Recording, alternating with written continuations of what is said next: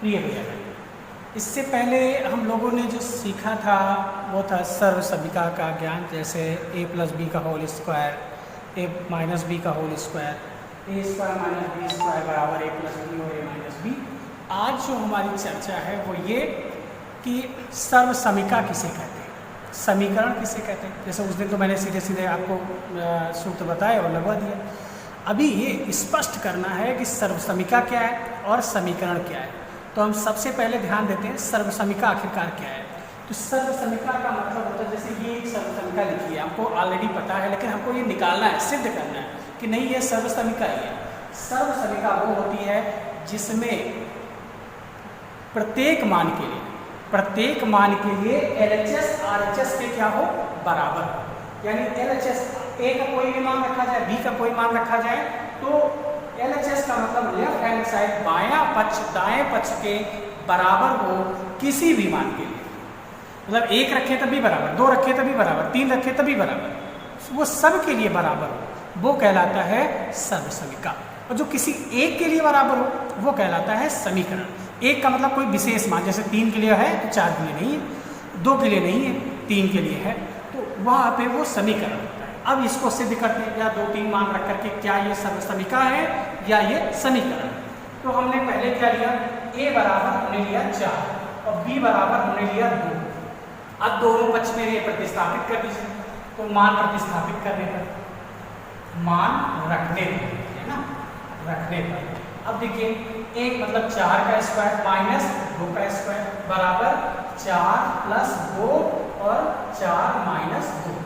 अब देखिए 4 चौक 16, 2 दूना 4 बराबर ये हो गया 6 और गुणे 2, यानी आ गया 12 बराबर 12। इसका मतलब है a का मान 4 और 2 रखने पर ये मान दोनों पक्ष क्या है, इसके बराबर है। अब कोई दूसरा मान रख करके चेक करो, इतना नोट कर लीजिए, फिर अभी आपको और आगे लिखना पड़ेगा, हम इसको मिटा दे रहे हैं लेकिन आप इसी के आगे क्या करेंगे, कर लिया।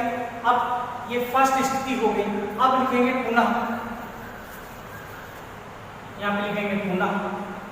अब पुनः में ये मान बदल दीजिए, ये मान लो 5 कर दिया और ये मान हमने मान लो 2 ही रखा है, कोई दिक्कत नहीं, मान बदल गए।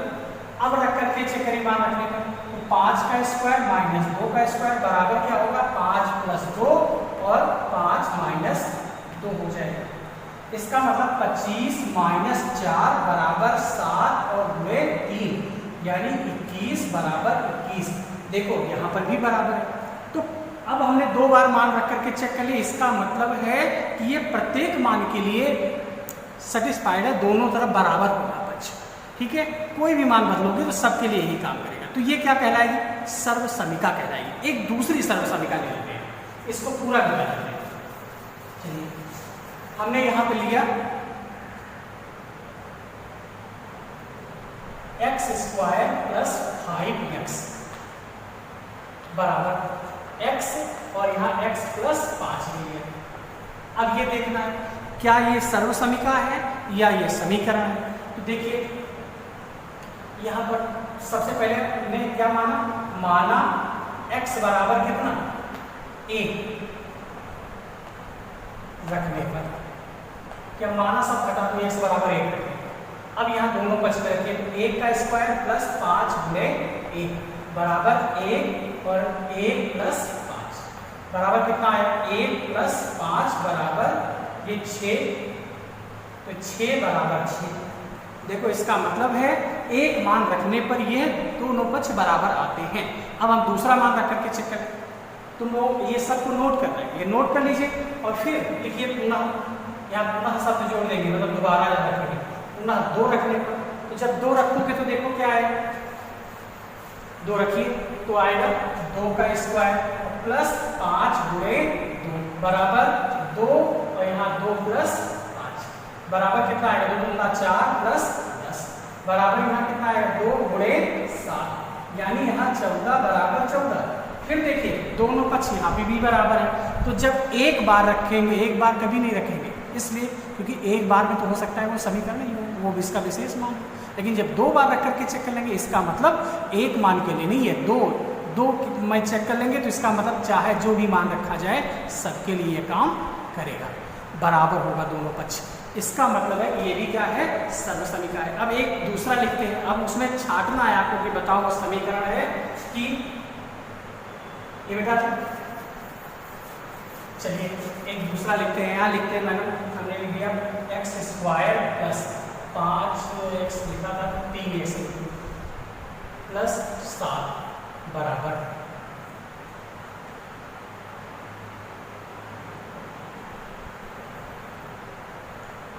अब यहाँ जा ध्यान दीजिए, यहाँ पे क्या है, अब यहाँ पे भी मान रख करके चेक करना है कि ये समीकरण है कि सर्व समीकरण है। अगर समीकरण है तो एक ही के लिए सत्य होगा, सबके लिए नहीं होगा, और सर्व समीकरण है तो क्या होगा, वो सबके लिए सत्य होगा। तो देखिए x बराबर 1 रखिए पहली बार, ठीक है, x बराबर 1 रखने पर अब यहाँ पर केवल LHS रखो, और RHS में तो एक निश्चित मान दिया ये 17, उधर कुछ रखना तो है नहीं, x का मान नहीं रखना है। तो देखिए LHS चेक कर लो, RHS अपने आप से आएगा। LHS में मान रख दिए तो 1 का स्क्वायर प्लस 3 गुणे 1 प्लस 7 बराबर कितना हुआ, 1 प्लस कितना आएगा, 3 प्लस 7 यानी बराबर 11 है। अब देखो क्या ये इसके बराबर है, नहीं है, यानी यहाँ लिख देंगे LHS not equal to RHS। वैसे यही फैसला दे सकते हैं कि जब बराबर नहीं है तो समीकरण होगा, लेकिन फिलहाल सत्य के देख लो, किसी न किसी के लिए बराबर भी तो होगा, तो और मान रख करके चेक करते हैं। यहाँ लिख लिया, अब देखिए, अब यहाँ 2 रखिए, 2 रख करके चेक करो, देखो तो ये क्या आएगा, 2 का स्क्वायर प्लस 3 गुणे 2 प्लस 7 यानी 2 दूना 4 प्लस 6 प्लस 7 बराबर कितना हो गया, 17। देखो इसका मतलब एक के लिए नहीं सत्य था लेकिन 2 के लिए सत्य है, तो इसका मतलब किसी एक के लिए है लेकिन सबके लिए नहीं सत्य है।